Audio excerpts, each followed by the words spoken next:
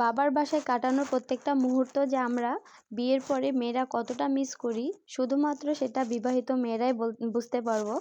বিয়ের পরেই সেটা শুধু বোঝা যায়। তো আসসালামু আলাইকুম এভরিওয়ান, আমি দৃষ্টি। আমার চ্যানেলের একটি নতুন ভিডিওতে আপনাদের সবাইকে ওয়েলকাম জানাচ্ছি। আশা করি আপনারা সকলেই খুব ভালো আছেন। আজকে আমার বাবার বাসার কাটানো একটা ভিডিও আপনাদের সাথে শেয়ার করছি। এখানে সকালবেলা সকাল সকাল ঘুম থেকে উঠে আম্মুর সাথে রান্না কাজে হেল্প করতেছি। আম্মু সকালের নাস্তার জন্য বানাচ্ছে পরোটা আর গরুর মাংস রান্না করতেছে। আর আম্মু সকালের রান্নাটা বিশেষ করে মাটির চুলাতেই রান্না করে। তাই এক সাইডে আম্মু পরোটা বানাচ্ছে আর আমি পরোটা ভাজতেছি। আর এদিকে আমাদের বাসায় যেহেতু খের অনেক, সেই জন্য আমি খের দিয়ে জাল দিচ্ছি আর পরোটা ভাজতেছি। বাবার বাসায় থাকলে আসলে খাওয়া দাওয়া খুব বেশি হয়ে যায়। দেখতেই পাইলেন বড় আম্মু চিতই পিঠা বানাচ্ছিল, সেই চিতই পিঠা দিয়ে গেল। আর এই যে বড় আপু আসে এখন, সেই চিতই পিঠা যে খাবো তার জন্য বাদাম ভর্তাও দিয়ে গেল। আমাদের আগেই তো বলছি যে আব্বু আর বড় আব্বু দুই ভাই হলেও আমরা এখনো এক বাসাতেই থাকি।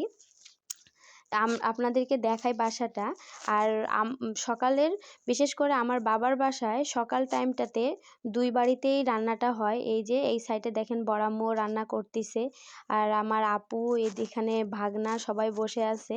আর শীতের সময় আমার বাবার বাসায় সকালবেলা রান্না করে সে চুলার পাড়েই খাওয়া হয়। আর এদিকে ভাবি ওই যে চিতই পিঠা বানাচ্ছে।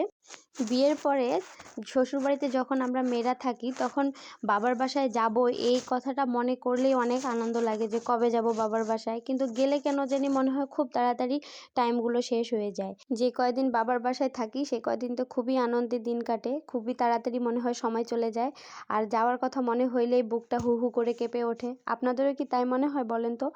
আমার বাবার বাড়ি শ্বশুর বাড়ি কাছাকাছি, তারপরেও আমার এমন ফিল হয়। আর যাদের দূরে দূরে হয়তো যাওয়ার পর বাবার বাড়ি থেকে যাওয়ার পর 6 মাস বা 1 বছরও আসতে পারে না, তাদের আরও কি অবস্থা হয় বলেন?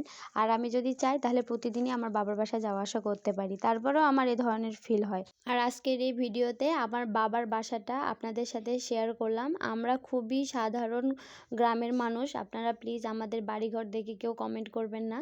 এর আগেই বলছি যে আমার আব্বুরা দুই ভাই হইলেও আমরা এখনো এক বাসাতেই থাকি। আর এদিকে আমার ছেলেও সকাল সকাল ঘুম থেকে উঠে গেছে আর ঘুম থেকে উঠেই আমার ভাস্তি তাকে নিয়ে চলে আসছে। তো ঠিক আছে, আমি এখন ছেলেকে ফ্রেশ করব, ছেলেকে খাওয়াবো, আপনাদের ভাইয়াও খেতে আসবে। তো আজকের ভিডিওটা কেমন লাগলো অবশ্যই কমেন্ট করে জানাবেন। আর ভিডিওটা ভালো লাগলে আমাদের চ্যানেলটা সাবস্ক্রাইব করে আমাদের পাশেই থাকবেন। আল্লাহ হাফেজ।